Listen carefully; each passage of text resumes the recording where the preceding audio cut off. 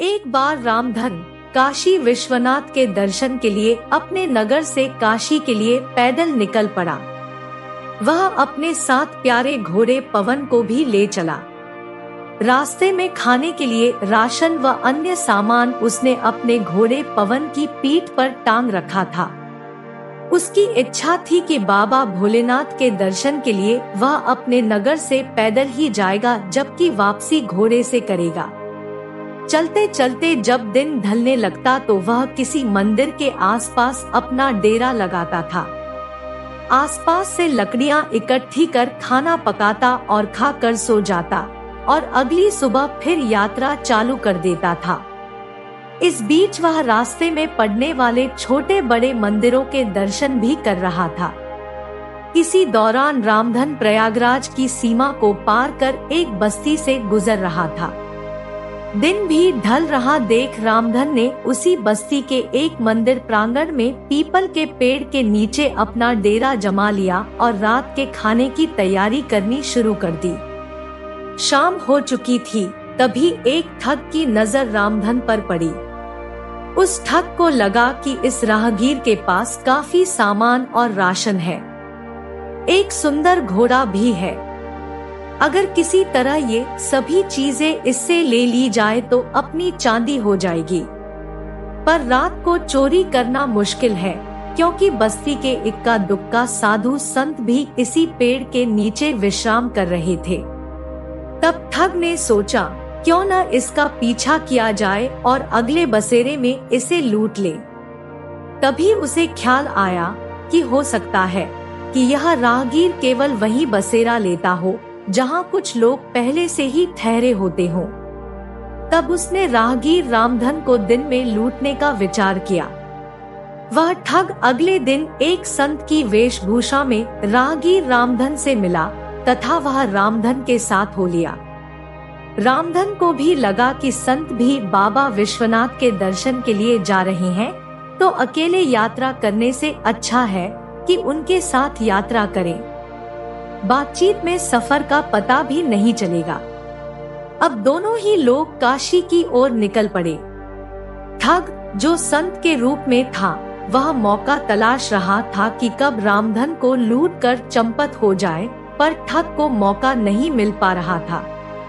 रामधन ठग को संत समझ पूरे रास्ते धर्म और ज्ञान की बात कर रहा था, नैतिकता के बारे में चर्चा कर रहा था। ठग भी रामधन की बातों में रुचि लेने का दिखावा कर रहा था, जिससे रामधन को उस पर शंका न हो।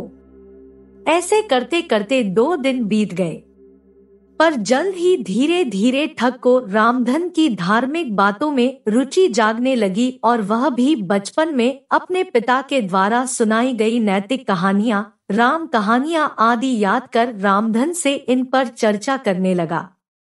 ठग को अब इन चर्चाओं में रुचि सी हो गई। रामधन अपना ठिकाना आमतौर पर किसी मंदिर में करता था, जिससे वहां के पंडितों से कुछ धर्माचार हो सके तथा भोजन बनाने के लिए पानी और ईंधन भी आसानी से मिल सके।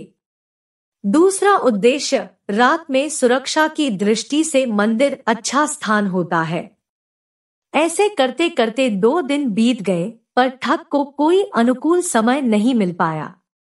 अब तो काशी मंदिर का रास्ता भी 3 दिन का ही बचा था। ठग को कई बार लगता कि जोर जबरदस्ती कर वह सामान और घोड़ा लेकर भाग जाए, पर रामधन की कद काठी देख उसकी हिम्मत न होती। इसलिए वह दूसरे मौके की तलाश कर रहा था। एक दिन की बात है, दोपहर के समय रामधन और ठग दोनों ही एक गांव को पार कर निकल रहे थे। रास्ते में एक छोटा सा जंगल भी पड़ा। वहां एक नदी भी बह रही थी। उसी समय रामधन को दीर्घशंका जाने की तीव्र इच्छा हुई। उसने संत बने ठग से निवेदन किया कि कुछ पल के लिए हम इस जगह विश्राम कर ले, मुझे दीर्घशंका से मुक्त होना है। गर्मी ज्यादा होने की वजह से नदी में स्नान भी कर लूंगा। ठग बस इसी मौके की तलाश में था। उसने तुरंत रामधन के निवेदन को स्वीकार्य कर लिया तथा दोनों ने एक पीपल के नीचे शरण ली। ठग वहीं विश्राम का ढोंग करने लगा तथा रामधन अपना सामान, राशन आदि तथा घोड़ा संत की निगरानी में छोड़ नदी की ओर चल पड़ा। रामधन के नदी की ओर जाते ही ठग ने सभी सामान उठाया और घोड़े पर सवार होकर वहां से चंपत हो गया।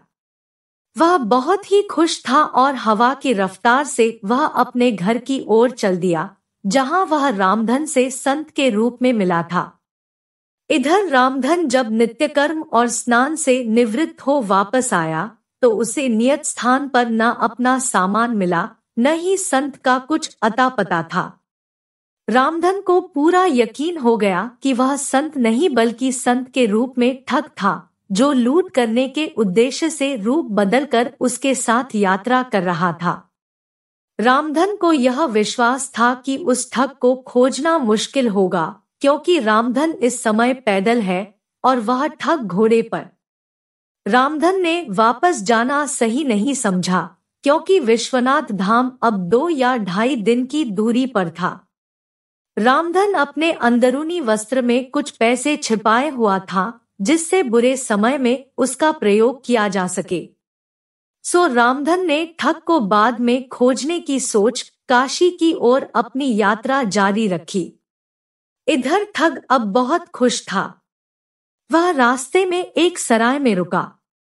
उसने सोचा, आज यहाँ रुक जाता हूँ, घोड़ा भी आराम कर लेगा और मैं भी कुछ खा कर सो जाऊंगा।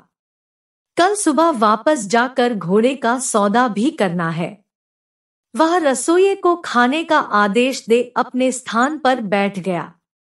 जल्द ही सराय वाले ने उसे गर्मा गर्म खाना परोस दिया। ठग ने जैसे ही थाली से रोटी का एक निवाला तोड़कर अपने मुंह में रखा, तभी उसके हाथ वहीं ठिठक गए और वह यकायक उस राहगीर के बारे में सोचने लगा, मैं उसका सारा राशन ले आया हूँ और मैं यहाँ गर्मा गर्म रोटी और सब्जी खा रहा हूँ, पर बेचारा वह राहगीर आज मेरी वजह से भूखा होगा। हो सकता है मुझे खोजने के लिए यहाँ वहाँ भटक रहा हो। ठग का दिल रामधन के प्रति संवेदना से भर गया। दया की भावना उसके अंदर जाग गई और वह खाना छोड़ तुरंत रामधन राहगीर की तलाश में निकल पड़ा। आखिर घोड़े को लगातार भगाते रहने के कारण ठग रामधन को अगले दिन की संध्या में एक मंदिर में मिला। उसने रामधन के पैर पकड़ अपने पापों पर प्रायश्चित किया तथा बुरे कर्म छोड़ संन्यास ले भगवान की भक्ति करने का निर्णय लिया।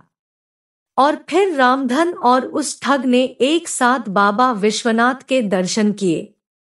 इसके बाद रामधन वापस अपने शहर आ गया और वह ठग संन्यास धारण कर वहीं से हरिद्वार को चल पड़ा।